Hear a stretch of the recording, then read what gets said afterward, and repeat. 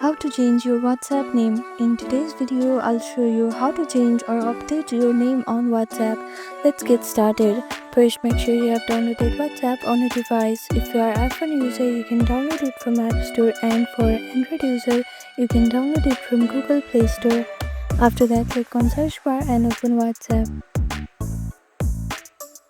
Make sure to log into your account. After you log into your account, you can see the settings option on the bottom right corner. Click on it.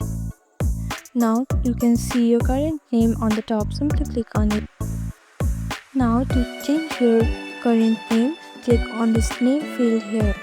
Now type in the name that you want to update to. After that, simply click on the save option, and that's it. This is how you change your WhatsApp name. Thank you for watching this video. Please do not forget to like, share and subscribe to our channel, and comment down below if you have any other queries. Thank you.